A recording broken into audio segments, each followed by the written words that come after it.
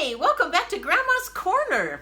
So I was at the co-op today, which is like a health food store, and I was looking at homemade peanut butter, which they just put into a grinder and it's just peanuts. And I thought to myself, I can make my own. Since the last time I bought it, it cost me $5.99. And I thought, well, I can make my own peanut butter. So I did. I made some peanut butter, and then I thought I would show you how to do it. It's pretty darn easy. So look at that. We've got a nice peanut butter there with a really nice texture, nice and thick, and you can do a variety of things with it. So I just wanted to give you a little bit of a lesson on peanuts and the kind of peanuts that are used in making peanut butter, because you do have several choices. So you have Virginia peanuts that you can buy. Now, this is something that I learned today, runners and flow runners. I guess a flow runner peanut is a kind of a runner, and those are the kinds of peanuts that are most often used in most peanut butter. Who would have known? And then you have your Spanish peanuts. They're the ones that have the little red skin on them that drive you crazy and get in your teeth and fly all over the place. And then you have the Valencia peanuts. So you have choices. You can get them roasted. You can get them raw. You can get them raw and roast them yourself. So what I did when I was at Costco today, I went ahead and I got these super extra large peanuts, Kirkland peanuts, and these are the Virginia variety, and they're already roasted. So I found that when I put them in my food processor, wow, was it loud. It did take a while to get to the texture I wanted, and I ended up having to add a little bit of oil. So the Spanish peanuts actually have more oil in them, and I believe those are the peanuts that are used when they extract the oil for making peanut oil when you buy in jars. So these don't have very much oil, so I went ahead and added some coconut oil. And this time I decided I wanted a little bit more sweetness, so I did add a little bit of monk fruit to it.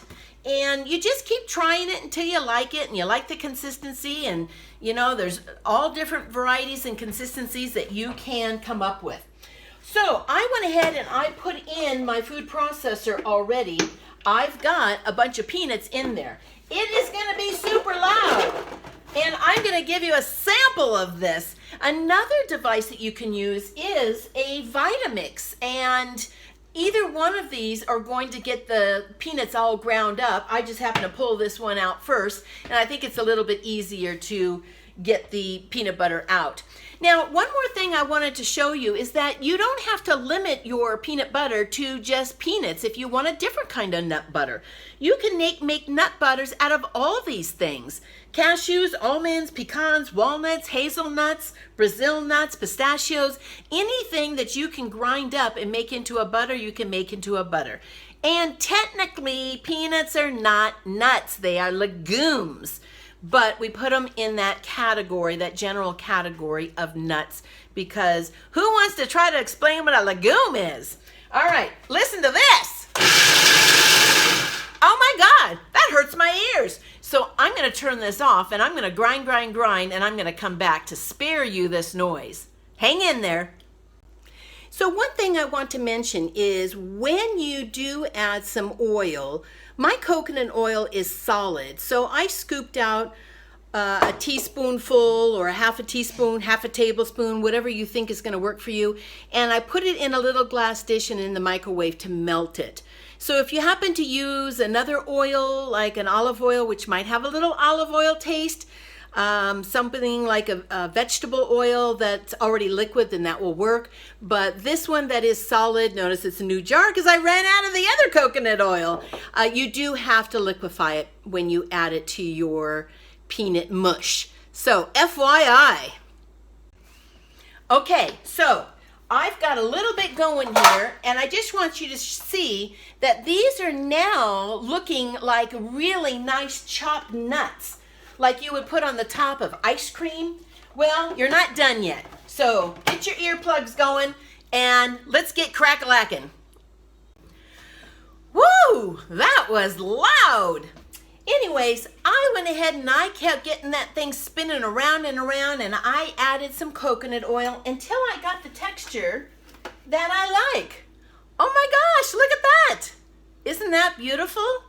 And I also added some monk fruit. I did a heaping teaspoon of it, but you go ahead and you try it and taste it and see if you like it. If you like your peanut butter a little on the salty side, then get yourself salted peanut butter or peanuts, or you can just get the raw ones and have no salt, or raw ones and add salt, or you can get the dried ones that are already roasted and salted like I got over at Costco. I mean, there's all kinds of choices that you have to make your very own peanut butter. This way you know what's going in there. You can control the amount of sugar. There aren't going to be any preservatives. And you know what? It's all natural. And that's what it's all about, folks. So I'm going to fill up this container now with my lid that said $5.99, knowing that it didn't cost me anywhere near that to make a container this big of homemade peanut butter. So I hope you enjoyed this, and I hope you subscribe, tell your friends, tell the world, and get yourself cracking some peanuts and make yourself some peanut butter, because you know what? There are kids that love making peanut butter and jelly sandwiches, and you're going to want to make sure you've got some good healthy peanut butter for them. You have a great day. Bye-bye.